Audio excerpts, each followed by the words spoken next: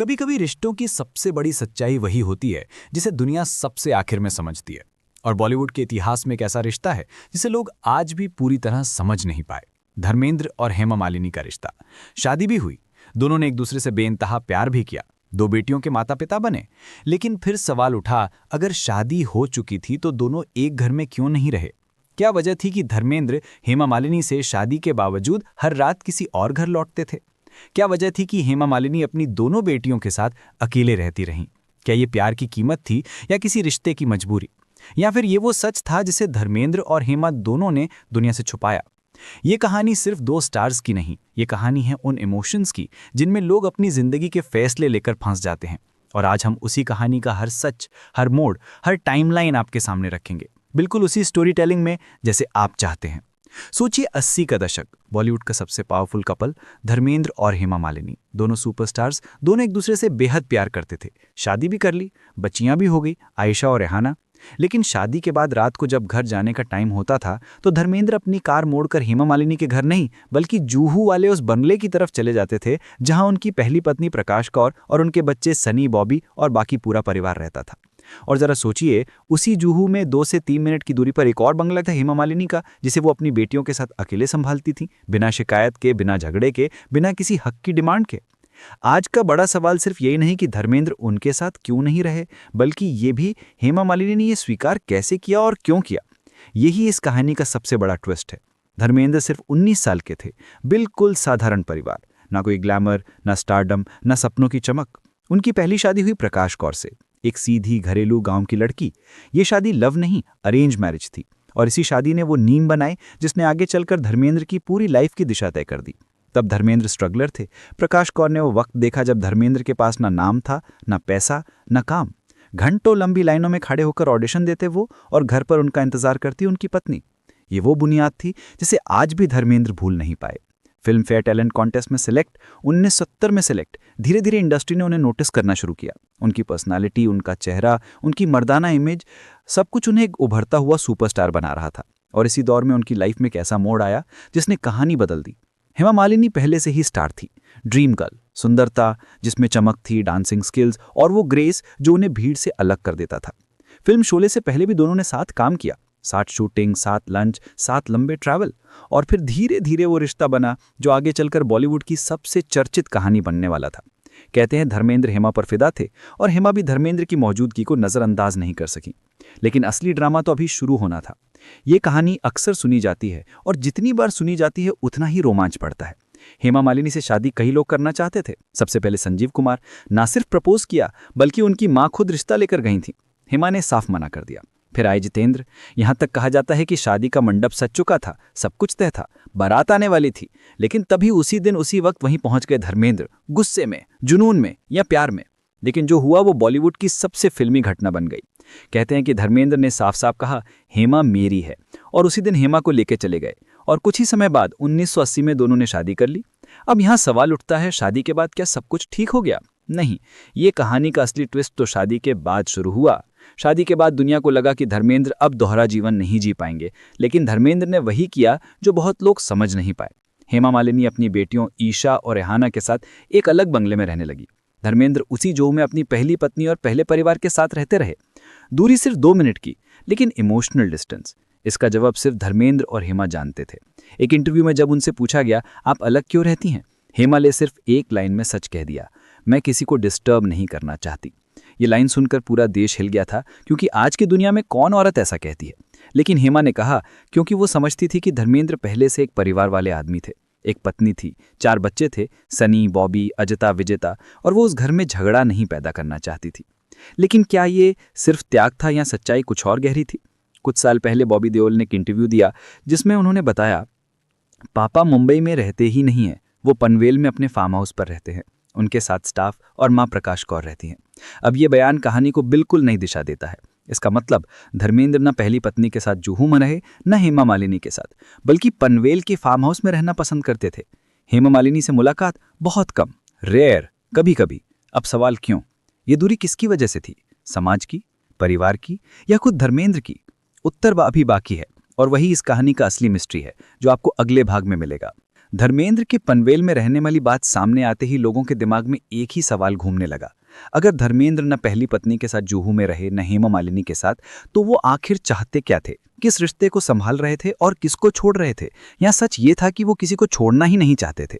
हेमा मालिनी से शादी करके भी वो उस घर में क्यों नहीं गए जहां दो छोटी छोटी बेटियां उनकी एक झलक को तरसती होंगी? और दूसरी तरफ प्रकाश कौर, जो उस दौर की भारतीय महिलाओं की तरह हर हाल में साथ निभाने वाली महिला थी, उन्होंने कभी सवाल क्यों नहीं उठाया? शायद इन सवालों के जवाब किसी एक घटना में छुपे नहीं थे। ये जवाब छुपे थे धर्मेंद्र के उस अंदरूनी संघर्ष में जिसे उन्होंने कभी जुबान पर नहीं लाया। जब कोई आदमी दो दो रिश्तों में फंसता है तो बाहर से देखने वाले को हमेशा लगता है कि उसने गलत किया है, लेकिन अंदर से उसकी दुनिया पलट चुकी होती है। और धर्मेंद्र की दुनिया तो उस दिन से बदल गई थी जब वो हेमा मालिनी से मिले थे।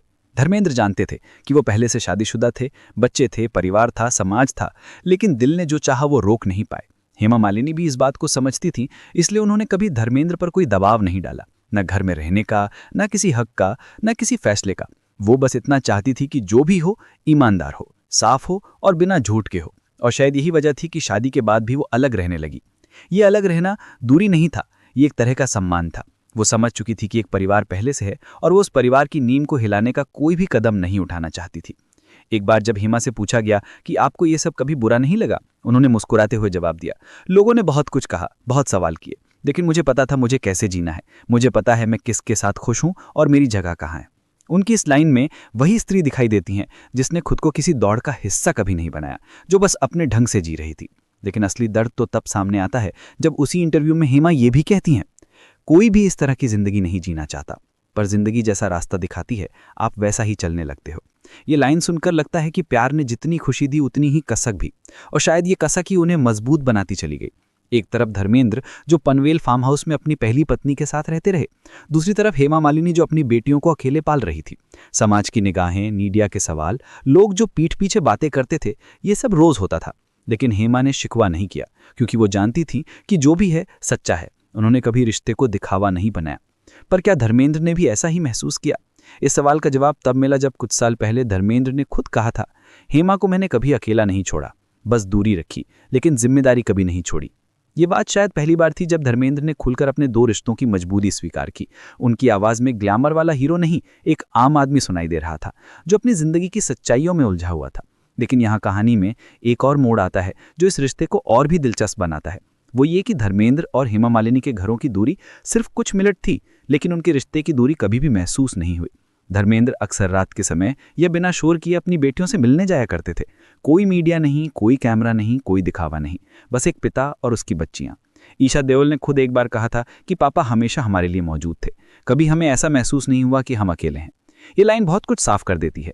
वो कहते हैं ना, पब्लिक जिसे अलग रहना समझती है, शायद यही प्यार की सच्ची सूरत थी, जिसमें किसी को किसी से कुछ छीना नहीं गया, बस जो जिसका था वो उसका रहने दिया गया।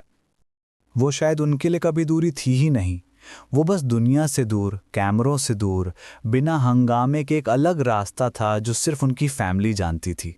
लेकिन समाज कभी भी चीज़ों को इतना सरल नहीं मानता। लोग हेमा मालिनी को होम ब्रेकर कहकर बुलाने लगे, उन पर उंगलियां उठने लगीं। कहा गया कि उन्होंने एक शादीशुदा आदमी का घर तोड़ दिया। लेकिन असल में उस घर की असलियत क्या थी, ये दुनिया नहीं जानती थी। हेमा ने इन आरोपों को कभी भावुक होकर जवाब नहीं दिया। बस एक बार उन्होंने कहा, अगर मैं किसी को तोड़ना चाहती तो मैं पहले दिन ही सब कुछ मांग लेती, पर मैंने कभी मांगा ही नहीं। इस लाइन ने पूरे मामले का नजरिया बदल दिया, क्योंकि सच यही था कि अगर हेमा चाहती तो वो धर्मेंद्र को अपने साथ रहने का फैसला करने पर मजबूर कर सकती थी।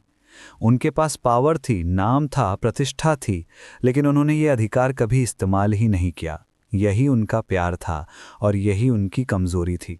धर्मेंद्र के पनवेल में रहने की कहानी में एक और सच छिपा है। वो ये कि धर्मेंद्र को हमेशा फैमिली मैन माना गया। उन्हें अपने बच्चों से बहुत प्यार था, चाहे वो सनी बॉबी हो या ईशा आहाना। वो अपनी दो दुनियाओं को एक दूसरे से टकराने नहीं देना चाहते थे, इसलिए उन्होंने खुद को एक ऐसी जगह रखा जहां से वो दोनों और बराबरी से जा सकें। ये एक आसान फैसला नहीं था, लेकिन शायद धर्मेंद्र अपनी जिम्मेदारियों और अपने दिल दोनों को साथ लेकर चलने की कोशिश कर रहे थे। और यही वो चीज़ है जो इस कहानी को एक साधारण बॉलीवुड लव स्टोरी से अलग बनाती है। यहाँ सिर्फ प्यार नहीं था, यहाँ रिश्तों का बोझ भी था, समाज का डर भी था, परिवार की मर्यादा भी थी और उन बेटियों का भविष्य भी जिन्होंने अपने अपने घरों में बड़े होकर वही नाम पाया, धर्मेंद्र। इस कहानी में जो बात सबसे ज़्यादा इमोशनल बनाती है वो है हेमा मालिनी का वर्तमान। आज भी जब उनसे पूछा जाता है कि क्या उन्हें अकेलापन लगता है, तो वे मुस्कुराकर कहती हैं, मेरी बेटियां हैं, मेरा काम है, मैं खुश हूँ। लेकिन उस मुस्कान के पीछे जो एहसास है उसे वही समझ सकता है जिसने किसी को प्यार तो किया हो पर उसे पूरा पा ना सका हो। धर्मेंद्र आज उम्र के आखिरी पड़ाव में हैं, पनवेल में रहते हैं। पुराने दोस्त, पुरानी यादें, पुराना परिवार, यही उनकी दुनिया है। हेमा मालिनी अपनी पॉलिटिकल लाइफ, डांस, बेटियों और अपने शांत जीवन में व्यस्त हैं, लेकिन उनके दिल का कोना आज भी उस आदमी के नाम है जिसने उन्हें दुनिया से ऊपर रखा पर अपने साथ रखने की हिम्मत नहीं कर पाया। शायद ये रिश्ता अधूरा था, शायद पूरा भी था, और शायद यही अधूरापन इसे खूबसूरत बनाता है, क्योंकि हर कहानी में एंडिंग नहीं होती। कुछ कहानियां बस चलती रहती हैं, जैसे धर्मेंद्र और हेमा की चली सालों से, दूरी में भी, पास रहने की कोशिश में भी, और दुनिया की तमाम गलत फहमियों के बीच भी। अब सवाल सिर्फ एक बचता है, क्या ये रिश्ता मजबूरी था या ये प्यार की वो कीमत थी जो दोनों ने अपने तरीके से चुकाई? शायद इसका जवाब सिर्फ वही दो लोग दे सकते हैं, लेकिन हम इतना ज़रूर कह सकते हैं कि यह रिश्ता अनोखा था, जटिल था और सच्चा था। धर्मेंद्र और हेमा मालिनी की कहानी जितनी बाहर से चमकदार दिखती है उतनी ही अंदर से उलझी हुई भी थी, और शायद यही वजह है कि सालों बाद भी इस रिश्ते को लेकर लोगों के मन में सवाल कम नहीं हुए बल्कि और बढ़ते चले गए। हर कोई जानना चाहता था, क्या धर्मेंद्र ने दो घरों को बैलेंस किया या दोनों घरों ने खुद को एक दूसरे से दूर रखकर समझौता किया? इन सवालों का जवाब धीरे धीरे समय ने खुद दिया। इंटरव्यूज़ ने दिया, बच्चों ने दिया, और उन छोटे छोटे पलों ने भी जो दिखते नहीं थे लेकिन महसूस किए जा सकते थे। धर्मेंद्र की लाइफ के सबसे बड़े सच्चों में से एक था उनका मिसिंग प्रेजेंस। वो एक ऐसे इंसान थे जो सबके थे लेकिन पूरी तरह किसी एक के नहीं थे। उनके बच्चे कहते रहे कि पापा हमसे दूर नहीं थे, हेमा कहती रही कि धर्मजी ने अपनी जिम्मेदारी कभी नहीं छोड़ी, और प्रकाश कौर के पास इसके उलट कुछ बोलने के लिए कभी आवाज़ नहीं थी। वो एक ऐसी महिला थीं जिन्होंने अपना पूरा जीवन धर्मेंद्र के फैसलों पर भरोसा करके गुजारा। उन्होंने कभी कैमरे के सामने आकर कुछ नहीं कहा, उन्होंने ना शिकायत की, ना आरोप लगाए, ना अपनी तकलीफ दुनिया के सामने रखी। शायद ये हमारी संस्कृति का सबसे बड़ा सच है, औरतें अपने दर्द को खुद तक ही रख लेती हैं, और यही बात हेमा और प्रकाश दोनों में समान थी। एक के पास स्टारडम था, दूसरी के पास परिवार, लेकिन दोनों के पास एक ही चीज़ थी, खामोशी। धर्मेंद्र के पनवेल वाले फार्म हाउस में एक बात और भी दिलचस्प थी, ये जगह उनकी एस्केप थी। यहाँ वे फिल्मों के दौरान भी आते थे, यहाँ लिखते थे, सोचते थे, खुलकर जीते थे। ये वो जगह थी जहाँ से वो अपनी दोनों दुनियाओं को दूर से देखते थे, लेकिन किसी भी एक को दूसरे पर हावी नहीं होने देते थे। शायद ये उनकी सबसे बड़ी कोशिश थी कि किसी एक रिश्ते की वजह से दूसरा रिश्ता बिखरे नहीं। लेकिन इस कोशिश में सबसे ज़्यादा कोई थका तो वो खुद थे, और ये बात उन लोगों ने महसूस की जो धर्मेंद्र के असली स्वभाव को जानते थे। उनके कोस्टार्स कहते हैं कि धर्मेंद्र अपने अंदर के इंसान को अक्सर छुपा लेते थे। वो बाहर से मजबूत, हंसमुख और बेफिक्र दिखते थे, लेकिन अंदर से भावुक, जिम्मेदार और रिश्तों में बंधे हुए आदमी थे। और शायद यही कारण था कि उन्होंने कभी साफ साफ ये फैसला नहीं किया कि वो किसके साथ रहेंगे। वो दोनों को चाहते थे, लेकिन दोनों को पूरे तरीके से पा नहीं सके। हेमा मालिनी का अकेले रहना लोगों को बहुत चुभता था। मीडिया बार बार उनसे यही सवाल पूछता था, आप अकेले क्यों रहती हैं? क्या ये आपका फैसला था? क्या धर्मेंद्र ने आपको अनदेखा किया? हर बार हेमा मुस्कुराती और वही जवाब देती, मैं किसी को डिस्टर्ब नहीं करना चाहती। लेकिन इस एक लाइन में कितनी सारी बातें छुपी थीं, ये दुनिया कभी समझ ही नहीं पाई। एक तरफ वो उम्र के उस पड़ाव में थी जब इंसान चाहता है कि उसका पार्टनर उसके साथ रहे, उसके पास रहे, लेकिन उन्होंने ये चाहत दबा दी, और यही चीज़ उनके व्यक्तित्व की ताकत दिखाती है। लोगों को ये भी लगता था कि दो बेटियां होने के बाद शायद हालात बदलेंगे, धर्मेंद्र ज़्यादा समय हेमा के साथ बिताएंगे, लेकिन ऐसा नहीं हुआ। वैसे वो आते थे बेटियों के स्कूल इवेंट्स, खास पारिवारिक मौक़ों पर, और जब भी आयशा आहना को पिता की ज़रूरत होती, धर्मेंद्र उनके साथ होते थे। ये कोई फिल्मी किस्म का गायब पिता वाला सीन नहीं था, वो एक जिम्मेदार पिता थे।